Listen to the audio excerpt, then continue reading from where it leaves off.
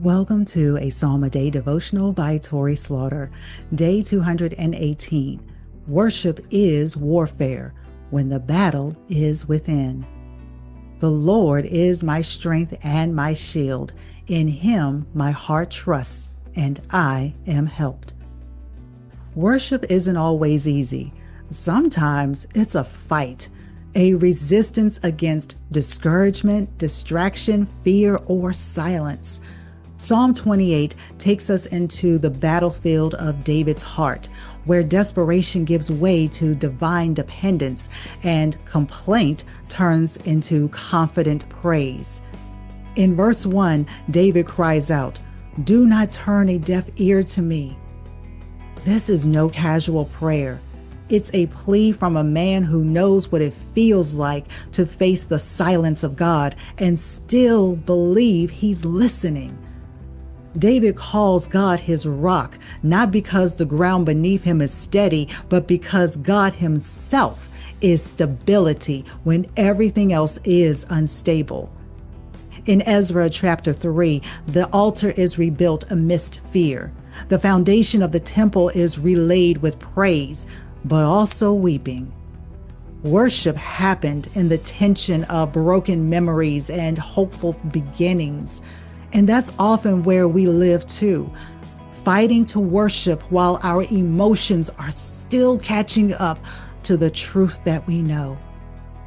David lifts his hands toward God's holy place in verse 2. It's a powerful picture of surrender and spiritual alignment. In our culture of striving and self-sufficiency, lifting our hands isn't just symbolic, it's defiant. It's saying, I won't worship my worry. I choose to reach for God. When David shifts to praise in verse 6, it's not just because everything has changed, it's because he has changed. The external war may still rage, but the internal war has been won through trust. Ezra's story reminds us that worship always invites resistance. Ezra chapter 4 introduces opposition almost immediately after the rebuilding begins. But even when enemies surround and silence looms, the posture of worship is our greatest weapon. Worship builds what fear tries to tear down. David's final request in verse 9 is no longer just personal. He prays for the people, God's inheritance, asking the Lord to carry them like a shepherd.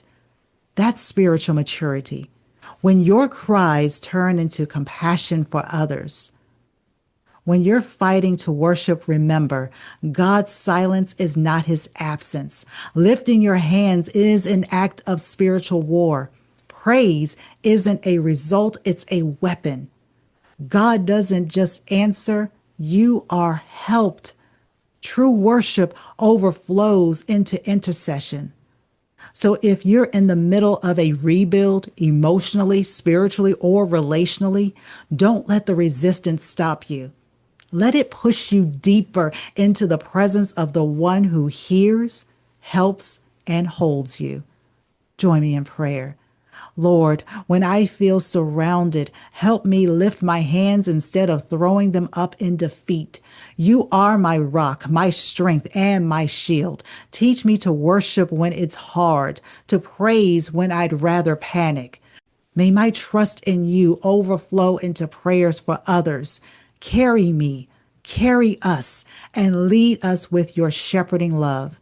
In Jesus' name, amen.